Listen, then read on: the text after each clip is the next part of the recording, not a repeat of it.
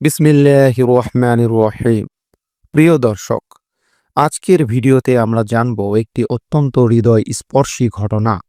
মুসা আলাইহি ওয়াসাল্লাম ও এক সাধারণ কসাইয়ের কাহিনী, যে কসাইয়ের আমল দেখে আল্লাহ তাআলা তাকে জান্নাতের সুসংবাদ দিয়েছিলেন। এই গল্পটি আমাদের শিখিয়ে দেয় কেমন আমলে আল্লাহর বিশেষ কৃপা পাওয়া যায়। একদিন মুসা আলাইহিস সালাম আল্লাহর কাছে আরজ করলেন, ইয়া আল্লাহ, আপনার সবচেয়ে প্রিয় বান্দা কে? কার আমল আপনার দরবারে সবচেয়ে মূল্যবান? আল্লাহ তাআলা বললেন, হে মুসা, আমার বিশেষ প্রিয় এক বান্দা আছে। সে কোনো বড় আলিম নয়, কোনো ধনীও নয়, কোনো রাজার দায়িত্বেও নেই। সে একজন সাধারণ কসাই। তুমি তার সাথে দেখা করো। মুসা আলাইহিস সালাম আশ্চর্য হয়ে গেলেন। মনের মধ্যে প্রশ্ন, একজন কসাই কিভাবে আল্লাহর প্রিয় বান্দা হতে পারে? মুসা আলাইহি ওয়াসাল্লাম মানুষের কাছে জিজ্ঞেস করে সেই কসাইয়ের বাড়ি খুঁজে পেলেন। দেখলেন সে বাজারে দাঁড়িয়ে হালাল মাংস বিক্রি করছে।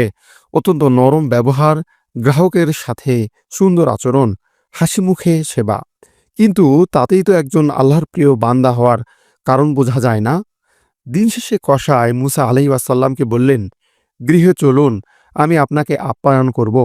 মুসা আলাইহি ওয়াসাল্লাম তার সাথে বাড়িতে গেলেন। বাড়িতে ঢুকেই মুসা আলাইহিস সালাম দেখলেন এক কোণে খুবই বয়স্ক এক মহিলা শুয়ে আছেন। কসাই ঘরে ঢুকেই প্রথমে মায়ের কাছে গেল, অত্যন্ত মমতার সাথে তাকে উঠিয়ে বসালো। এরপর পানি গরম করে মাকে গোসল করালো। তারপর আলতো করে শুকনা কাপড় পরিয়ে দিল। নিজ হাতে খাবার তৈরি করে এনে মাকে খাওয়ালো, মুখে পানি দিল।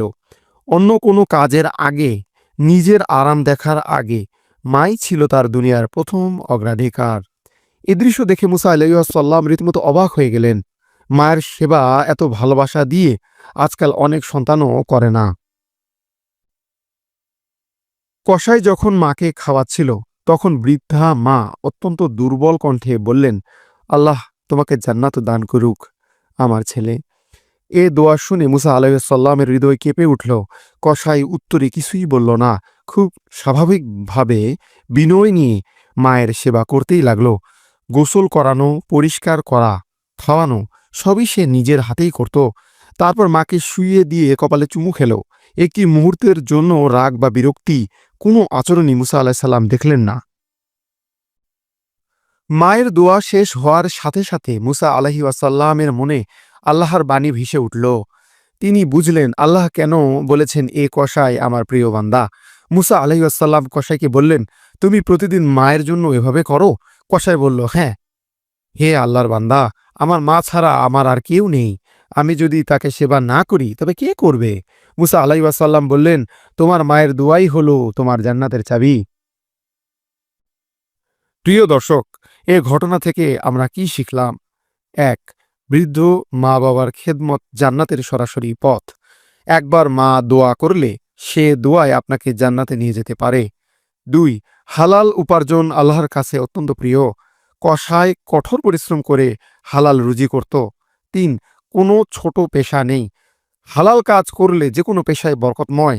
চার, ইমানের আসল সৌন্দর্য আচরণে, বিনয়, ধৈর্য, সেবা এসবই মানুষকে মহান বানায়। পাঁচ, মা বাবা জীবিত থাকলে সেবা করুন। এটি এমন আমল যা বড় বড় অলৌকিক ইবাদতের থেকেও মূল্যবান। বন্ধুরা, কসাই কোনো বড় আলেম ছিলেন না, কোনো বড় ইবাদতকারীও নন। তবুও মার দোয়ার কারণে তিনি জান্নাতের সর্বোত্তম উপহার পেতে যাচ্ছেন। আপনি যদি মাকে একটু হাসি দেন, একটু সেবা করেন, তার হাত ধরে হাঁটেন, হয়তো আল্লাহ তাআলার কাছে আপনিও প্রিয় হয়ে যাবেন। ভিডিওটি ভালো লাগলে লাইক দিন, শেয়ার করুন এবং ইসলামিক অনুপ্রেরণামূলক আরও গল্প পেতে চ্যানেলটি সাবস্ক্রাইব করে রাখুন। আসসালামু আলাইকুম।